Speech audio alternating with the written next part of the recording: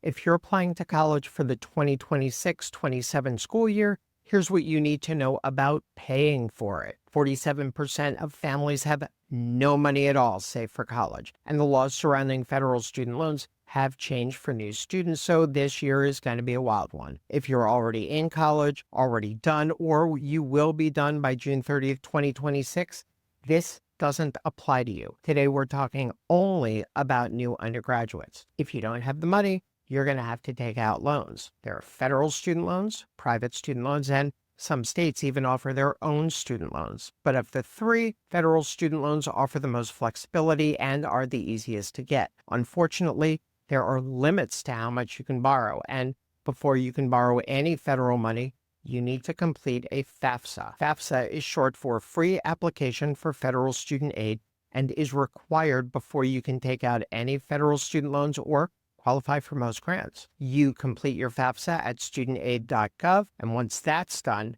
we can move on to federal grants and loans, specifically Pell Grants. Pell Grants are given to a student with a demonstrated financial need. You don't have to repay a Pell Grant. It's not a loan. It's free money. Here's how it works. When you complete the FAFSA, the Department of Education calculates your SAI, or Student Aid Index. If your SAI is below 14,790, you're going to qualify for a Pell Grant of up to $7,395. And you may not get the full amount because your college gets only a limited bucket of money, and they are responsible for allocating it among all of the students who are eligible. But any money's good money because it's free. Next, we move on to the federal student loans. This is money that's borrowed from the federal government for your education. These loans come with a fixed interest rate set by Congress each year, and you typically don't have to start making payments while you're enrolled in school. We have two major types of federal student loans, those that you take and the ones that your parents can take for your undergraduate education. The federal student loans in your name are Stafford loans. There's no credit check for them, and you don't need a cosigner. For students during the 2026-27 academic year,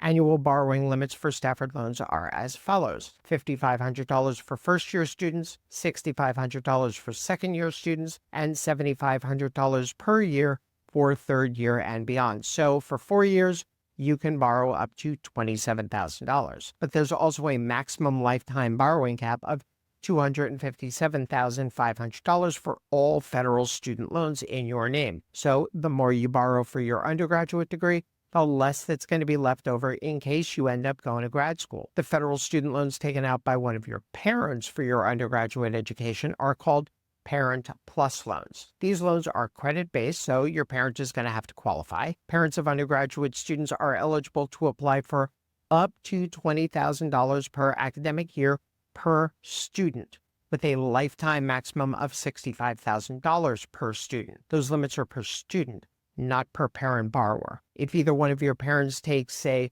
$20K for years 1 through 3, there's only $5,000 more in Parent Plus loans that either one of your parents can take for your fourth year. Parent Plus loans are available only after you have taken the maximum federal student loans available to you, and the parent is legally responsible for repayment, not you. What if you max out your federal borrowing and you still won't have enough to cover college? You may need to look into private student loans or loans offered by your state. We're going to talk about that one next time.